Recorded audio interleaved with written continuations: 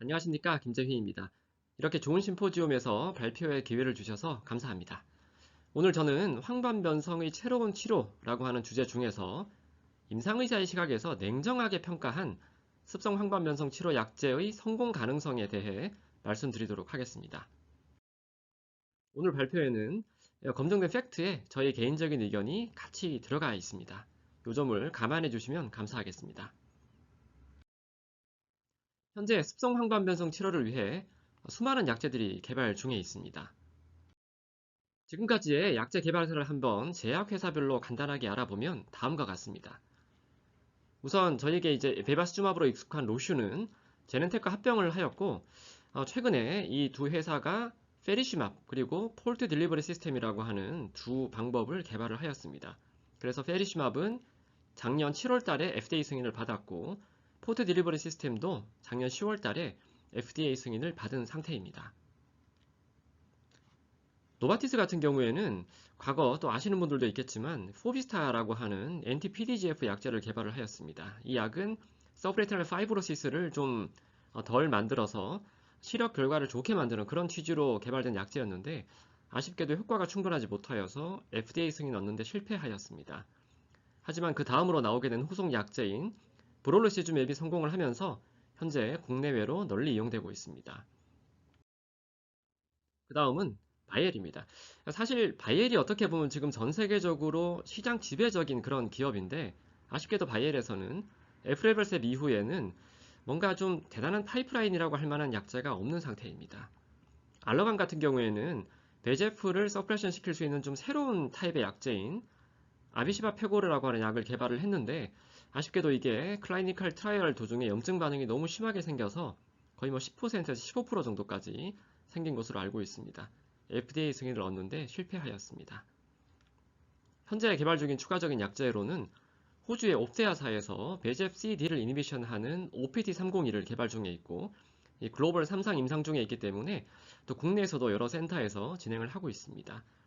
그리고 중국에서는 컨버셉트라고 하는 약제를 개발을 하여서 중국에서는 이미 사용을 하고 있고 글로벌 3상 임상 시험을 진행 중에 있었는데 코로나 때문에 현재는 중단된 상태입니다. 오늘은 이 네 가지 약제에 대해서 조금 더 자세하게 알아보도록 하겠습니다. 우선 페리시맵입니다.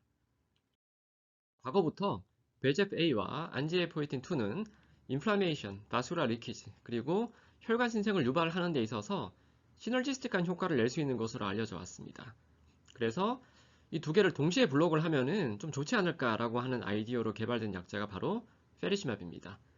한쪽에는 베제프-A에 바인딩하는 포션이 있고 반대쪽에는 엔지오포이틴2에 바인딩하는 포션이 있습니다. 그리고 기존 연구 결과에 따르면 엔지오포이틴2를 억제하는 경우에는 약제 듀레이션을 좀 증가시키는 효과도 있는 것으로 알려져 있습니다. 최근 레니비주맙과의 비교 임상시험 결과가 발표가 되었는데 레니비주맙을 4주 간격으로 주사한 군과 페리시맙을 12주, 16주 간격으로 주사한 군 사이에 시력에 큰 차이가 없었습니다. 이러한 결과를 바탕으로 페리시맙은 2021년 7월 달에 FDA 승인을 얻게 되었고 현재도 국내에서 허가 준비 중에 있습니다. 그리고 보다 최근에 란셋 저널에 페리시맙을 트리튼 익스텐드와 비슷한 레지멘으로 16주까지 늘려서 주사한 임상 결과가 발표가 되었습니다. 여기에서는 에프리벌셉을 8주 간격으로 주사한 것과 서로 비교를 하였는데 역시 시력 결과에 큰 차이가 없는 좋은 결과를 보이게 되었습니다. 그리고 이 포션을 보면은 거의 뭐 절반 가까운 환자들이 16주까지 주사 간격을 연장할 수 있었습니다. 자, 어찌되었건 이게 신약 관련 임상 시험에서 16주까지 연장하는 방식을 정말 과감하게 시도한 그런 연구라고 할 수가 있고 4주 간격으로 주사 간격을 또 과감하게 연장을 하였습니다. 그럼에도 불구하고 큰 문제 없이 좋은 결과를 얻을 수 있었다는 점은 이 약제가 그래도 어느 정도 효과가 있다라는 부분에 있어서 약제를 개발한 회사에 어느 정도는 좀 확신이 있지 않나 하고 저는 생각을 합니다. 그런데 조금 냉정하게 다른 시각으로 한번 결과를 보도록 하겠습니다. 자, 이 결과는 여러 선생님들이 잘 아시는 알테어 스터디입니다. 여기에서도 4주 간격으로 과감하게 주사 간격 연장을 했고 최대 16주까지 주사 간격을 연장을 하였습니다. 뭐 아주 스터디 프로토콜이 똑같진 않겠지만 기본적인 컨셉은 양 연구가 비슷합니다. 자, 알리아를 이용해서 시행한 이 알테어 스터디 결과를 보면 16주 이상 주사 간격을 연장할 수 있었던 군이 상당히 적지가 않습니다. 어떻게 보면 아주 뚜렷한 차이가 나지 않는다고 할 수 있겠습니다. 그래서 이 연구 결과만 놓고 봐서 이 약제가 기존의 약제보다 확실히 우월하다라고 보기는 조금 어려운 면이 있다고 저는 생각을 하고, 정말 이 페리시맙이 게임 체인저냐 아니면은 뭐 조금 새로운 약이 하나 나온 거냐, 이거를 확실하게 나중에 결판을 내기 위해서는 리얼 월드에서 정말 이 약자가 얼마만큼의 효과를 보여줄 수 있을 것인지를 확인을 해야 될 것으로 생각을 합니다. 자, 이제 포트 딜리버리 시스템으로 한번 넘어가 보겠습니다. 이 포트 딜리버리 시스템은 상품명이 서스비모라고 합니다. 작년 10월 달에 FDA 승인을 받았기 때문에 현재 이렇게 상품으로 출시가 되어 있는 상태입니다.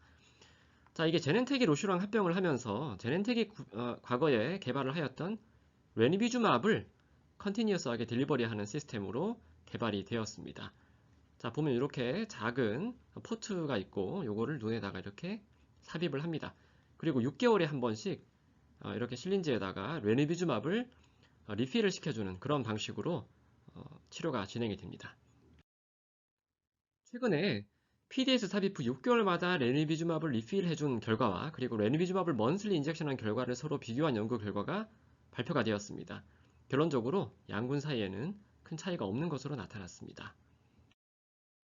더 나아가서 이 트라이얼의 2년 결과가 최근 여러 이제 뭐 학회에서 프레젠트가 되고 있는데, 간단하게 보면은 자, 이렇게 포트를 꽂아놓고 그 다음에 6개월마다 리필을 해준 군과 레니비주맙만 먼슬리하게 계속 인젝션 해준 이 군을 보면 시력 결과에 큰 차이가 없습니다. 아주 일관되게 비슷하게 나타나죠. 근데 처음에 보면은 포트를 삽입한 군에서 시력이 일시적으로 이렇게 떨어지는 결과가 나타나는데 이게 사주 시점입니다. 아마 요거는 수술과 관련돼서 일시적으로 시력이 떨어진 이런 경우로 생각이 됩니다. 그리고 더 중요한 점은 이게 아무래도 트라이얼이기 때문에 중간에 뭔가 결과가 좀 생각보다 좋지 않은 경우에는 서플리멘탈 트리트먼트로 레니비주맙 인젝션을 할 수 있도록 되어 있습니다. 근데 이러한 트리트먼트를 받은 군이 전체의 5%가 채 되지 않습니다. 포트만으로도 충분한 효과를 얻었다라고 하는 그런 결과라고 생각됩니다. 결과가 이렇게 훌륭한데 그러면은 합병증은 어떨 것인가? 자, 이걸 보면은 근데 생각보다 좀 합병증이 그렇게 적지는 않습니다.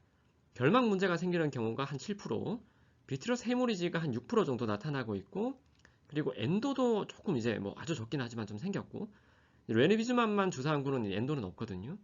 RD도 한 일환이긴 하지만 어쨌든 뭐 발생률이 제로는 아닙니다. 자, 그래서 지금까지 결과를 고려하였을 때 이런 포트 딜리버리 시스템이 과연 국내에서 성공할 수 있을 것인가 한번 생각을 해보았습니다. 자, 이게 저는 개인적으로 약간은 그래도 좀 부정적으로 보고 있는 입장입니다. 왜냐하면은 몇 가지 이유가 있는데, 우선 첫 번째는 국내 기준으로는 병원에 대한 접근성이 그렇게 나쁘지가 않습니다. 잘 아시다시피 미국은 굉장히 땅덩어리가 크기 때문에 진료 한번 받으려면 아주 많은 시간이 소요가 됩니다. 근데 우리나라는 뭐 이런 분들도 있지만 이러지 않은 분들이 훨씬 많을 것으로 저는 생각을 합니다. 그리고 이 현재는 과거처럼 뭐 먼슬리 인젝션, 바이먼슬리 픽스 조징을 하는 시대가 아닙니다.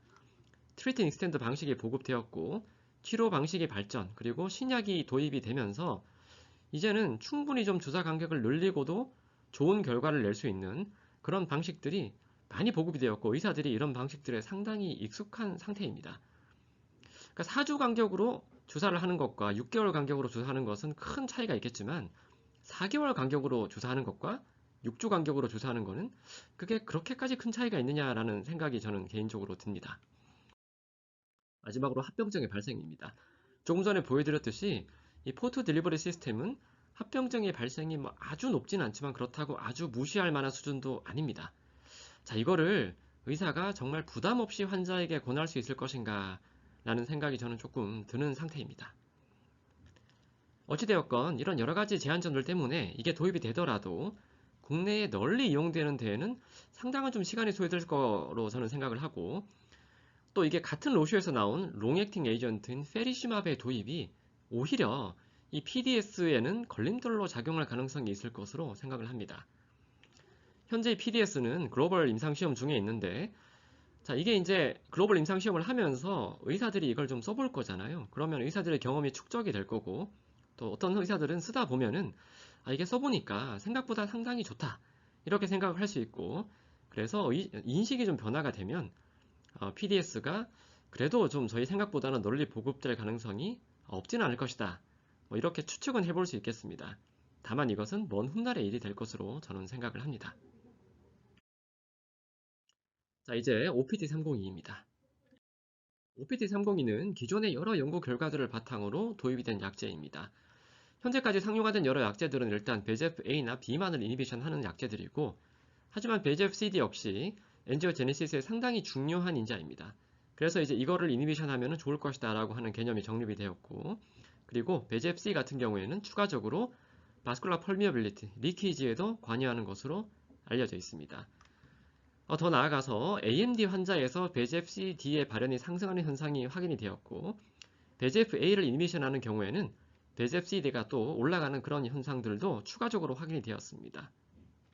그래서 엔티VEGF 테라피에 대한 서브리스폰시브니스에 뭐 이런 현상들이 영향을 줄 수 있을 것이다. 이런 가설들이 도입이 되고, 결과적으로 VEGF-A에 더해서 VEGF-C와 D를 함께 억제를 하면은 결과가 더 나을 것이다. 라고 하는 그런 가설이 성립이 된 것입니다. 그 결과 도입된 약제가 VEGF-CD를 이니비션하는 OPT302입니다. 자, 이게 2020년도에 페이즈 1 스터디 결과가 발표가 되었는데, 이 페이즈 1에서는 OPT302만 투여한 모노세라피군과 레니비즈막과 같이 투여한 컨비네이션군 사이의 결과를 한번 비교를 해보았습니다. 그랬더니 아무래도 두 개를 같이 투여한 경우에 훨씬 시력 결과가 좋은 이런 경향이 나타났습니다. 그래서 이후에는 이 모노테라피는 포기를 하고 같이 투여했을 때 어떻게 나타나느냐, 여기에 초점을 맞추어서 연구가 진행이 되었습니다. 페이지 2 스터디 결과가 상당히 이제 고무적입니다. 레니비즈만만 주사한 경우에 비해서 컨비네이션 테라피를 한 경우에 아주 뚜렷하게 시력 결과가 좋다. 이렇게 결론이 내려졌습니다. 그래서 이러한 결과를 바탕으로 현재 글로벌 3상 임상 시험 중에 있고, 국내에서도 여러 센터가 시험 중에 있는 것으로 알고 있습니다. 자, 만약에 정말 효과가 입증이 돼서 이게 약제로 도입이 된다면 이게 전혀 새로운 기존으로 NAMD 치료에 크게 기여할 것으로 생각을 합니다.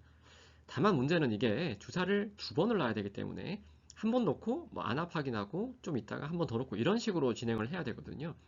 그래서 이게 실제 진료에서 얼마나 수월하게 실행 가능한가, 여기에 대해서는 아직 추가적인 논의가 좀 필요할 것으로 생각됩니다. 자, 마지막으로 컨버셉트입니다. 컨버셉트는 VEGF-A, B 그리고 PIGF를 같이 억제하는 약제입니다. 이게 뭐 중국에는 이미 쓰이고 있기 때문에 상품명이 루미틴이라고 있습니다. 딱 봐도 에프리벨색과 굉장히 비슷한 약이라는 것을 알 수가 있습니다. 분자 구조도 굉장히 이게 크기 때문에 143kD짜리 큰 약제입니다. 이 컨버셉트는 현재 중국에서 널리 쓰이고 있음에도 불구하고 AMD에 대한 어떤 미래 치료 약제를 언급을 할 때 항상 이렇게 끼어 있습니다. 컨버셉트 개발 과정을 간단하게 한번 보면 2011년도에 페이즈 1 스터디 결과가 발표가 되었고, 2014년도에 페이즈 2 결과가 발표가 되었습니다. 2019년도에는 이제 페이즈 3 결과가 발표가 되었는데, 이걸 바탕으로 전 세계적으로 이걸 글로벌 디스트리뷰션을 하기 위한 판다 스터디가 현재 진행이 되고 있었습니다. 그런데 문제는 이게 이제 코로나 사태 때문에 스터디에 드롭되는 환자들이 많아지고 환자들이 뭐 제대로 방문도 못하고 이렇게 되면서 작년 4월 달에 판다 스터디는 결국 터미네이션 되고 말았습니다. 하지만 이게 뭐 언젠가는 또 스터디가 또 진행이 되고 글로벌 디스트리뷰션이 진행이 될 가능성이 있는 약제입니다. 그렇게 되면 국내에도 이게 도입될 수 있을 것입니다. 자, 그러면 저희가 이제 이 컨버셉트를 국내에 도입이 된다면 아무래도 이게 중국에서 만든 약이기 때문에 가격이 좀 싸지 않을까. 그러면은 가격 대비 효용이 좋은 약으로 한번 사용해 볼 수 있겠다. 이렇게 한번 생각을 해볼 수 있을 것입니다. 그래서 한번 확인을 해봤는데 이게 웬걸 가격이 생각보다 별로 싸지가 않습니다. 1년 동안 치료한다는 전제하에 에프리벌셋과 비교했을 때 거의 차이가 없습니다. 이거를 쓸 수 있을 것인가 저 뭐 개인적으로 조금 이제 의구심이 드는데, 결국 국내에 지금 뭐 곧 바이오시밀러 등이 도입이 될 예정이 있는데, 이러한 국내의 상황을 생각을 했을 때 컨버셉트가 국내에 도입이 돼서 널리 쓰이기에는 조금 어렵지 않을까, 저는 부정적으로 좀 생각을 하고 있습니다. 자, 그리고 이건 좀 여담인데 이 컨벌셉트라는 약을 보면 이 약이 이렇게 돼 있거든요. 포장이. 굉장히 저희에게 익숙한 색깔입니다. 노란색과 감색의 이 아름다운 조화. 많이 본 거죠, 어디서? 아일리아입니다. 역시 좀 중국에서 만든 약이다. 뭐 이런 생각이 드는 그런 디자인이라고 할 수 있겠습니다. 뭐 아주 저의 개인적인 생각입니다. 지금까지 새롭게 도입되는 약제들에 대해서 상당히 냉정하게 한번 평가를 해보았습니다. 하지만 저는 누구보다 이러한 약제들이 크게 성공을 해서 황반면성 치료에 크게 기여할 수 있기를 기대하고 있습니다. 지금까지 경청해 주셔서 감사합니다.